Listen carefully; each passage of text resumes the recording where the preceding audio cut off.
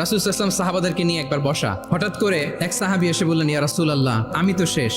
রাসূল সাল্লাল্লাহু আলাইহি ওয়াসাল্লাম বললেন, তুমি শেষ, তোমার আবার কি হলো? তো সাহাবী বলেন, আমি রমজান মাসে দিনের বেলায় আমার স্ত্রীর সাথে ফিজিক্যাল ইন্টিমেসিতে চলে গেছে ভুল করে, আমি তো আমার স্ত্রীর সাথে মেলামেশা করে ফেলছি, এখন কি করব? তো এটার আবার একটা বড় পেনাল্টি আছে, আপনারা যারা জানেন যে ইচ্ছাকৃত রোজা ভাঙলে কাজাও করতে হয়, কাফারাও দিতে হয়। কাজা মানে একটা রোজার জন্য একটা রোজা, আর কাফারা মানে হচ্ছে আরো 60টা রোজা রাখতে হবে। কয়েকটা জিনিস আছে, বেসিক্যালি 3টা। তো রাসূল সাল্লাল্লাহু আলাইহি ওয়াসাল্লাম তাকে বললো যে তোমার তো পেনাল্টি হয়েছে, তুমি তো বড় ভুল করে ফেলছো, তো তোমার কাছে কি এরকম কোনো দাস আছে যেটাকে তুমি আজাদ করে দিতে পারবা, মুক্ত করে দিতে পারবা, তাহলে পেনাল্টি আদায় হয়ে গেল। সে বলে, ইয়া রাসূলুল্লাহ, না, আমার তো এত সক্ষমতা নাই, আমার কাছে তো কোনো দাস নাই। তো রাসূল সাল্লাল্লাহু আলাইহি ওয়াসাল্লাম বললেন, তাইলে তুমি টানা 2 মাস রোজা রাখতে হবে, তাইলেও পেনাল্টি হয়ে যাবে, আদায় হয়ে যাবে, পারবা?